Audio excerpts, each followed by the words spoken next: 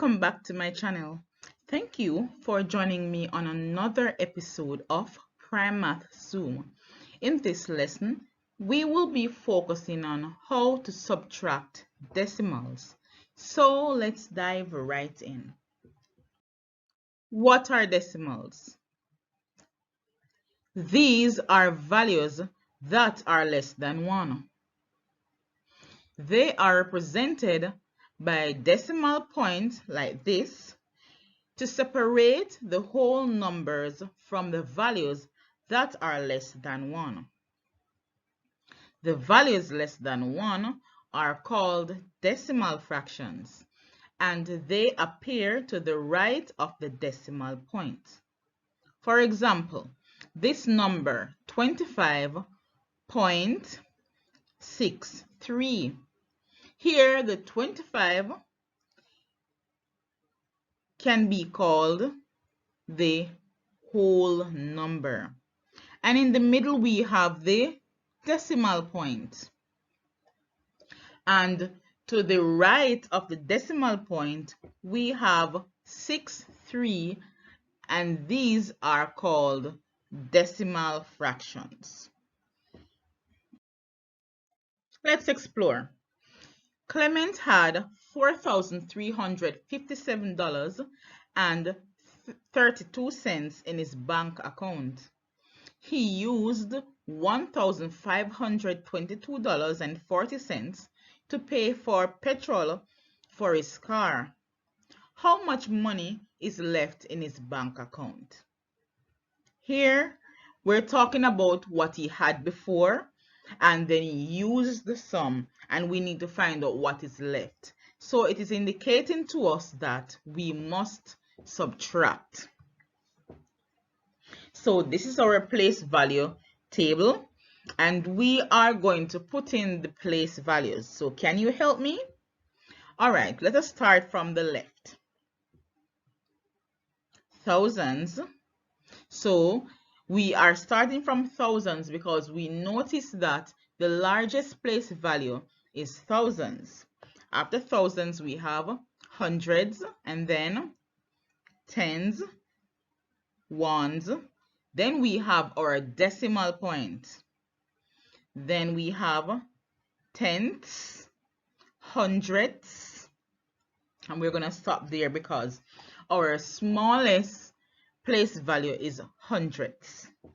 All right, so given that we're going to do our subtraction now, we are going to put in the value that we're starting with. So let us put in by starting from the hundredths column. So we have 2, 3, or decimal points, 7 ones, 5 tens, 3 hundreds, 4 thousands. Let us look at the other number.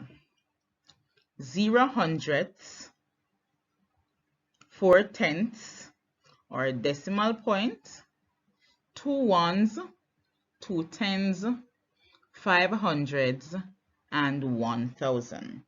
And here we need to put our subtraction sign in. All right, so let's get a cracking. We're going to start subtracting from the smallest place value, and that is the hundredths place. So here we're going to subtract 0 from 2, which will give us, yes, 2. Can we take 4 from 3? Of course not, because 4 is greater than 3. So we have to go to the neighboring place value column to the left, and that happens to be the ones column. So what we're going to do is we're going to take one of the ones that we have. So we have 7 ones, and we're going to take one of it. When we take 1, we have 6 remaining, and that ones we're going to put it over to the tenths column. So in that we have that ones, which is tenths. Here, this will give us 13 tenths. We can now subtract 4 tenths from 13 tenths, and that will give us 9. Put our decimal point in, and now we are by the ones column. Here by the ones column, we need to subtract 2 from 6. Is that possible? Yes. 2 from 6 is 4. Over to the tens column, 2 from 5, 3. Over to the hundreds column, we have 5 from 3. But we can't take 5 from 3. So this is telling us that we need to go over to the place value to the left and take one of that place value. So we have 4 thousands. What we need to do here is to take one of the thousands, and now we're left with 3, and we're going to rename the hundreds to 13 hundreds, because in 1000 there are 10 hundreds, so that 10 hundreds plus the 3 hundreds give us 13 hundreds. 5 from 13 hundreds would give us 8 hundreds. Now we're at the thousands column. 1000 from 3000 gives us 2000. So here we have found how much money is left in Clement's bank account. Clement has $2,834.92 left back in his bank account. Let's try another one.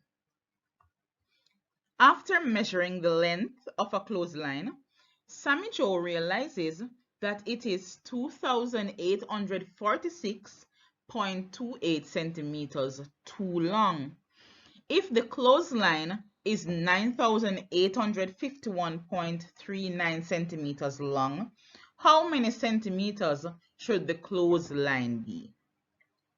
So we're going to look at the important values in this question, and we're going to set them out in a vertical arrangement. So we have 9,851.39, and we have 2,846.28, and we're going to subtract. So we're going to draw a line and put our subtraction sign. All right, so let's start from the rightmost column. 8 from 9 gives us 1. 2 from 3 gives us 1. We're going to put back our decimal point. 6 from 1. Oh no, we can't. So we have to go to the left neighbor and see how we can regroup. So in the left neighbor happens to be the tens column, and there are 5 tens there. What we're going to do is we are going to take one of these tens, and we're left with 4, and we're going to put that tens over to the ones column, which will make it 10 ones plus 1 1, which is 11 ones. So now we can take 6 from 11 ones. So 6 from 11, we're left with 5. Now back to the tens column. 4 from 4, 0. 8 from 8, 0. 2,000 from 9,000, 7,000. So here we would have calculated how long the clothesline should be, and that will be 7,005.11 centimeters long. Now it is your turn. You are going to solve this one and leave your answer in the comment. Okay? If you were to purchase a new school bag from an online store for $4,650.48 and your bank account had $6,604.29, how much money would now be left on your bank account? Remember, when you work out this question, you're going to leave your answers in the comments. Thank you for exploring with me today. Please like, share, and subscribe. See you next time.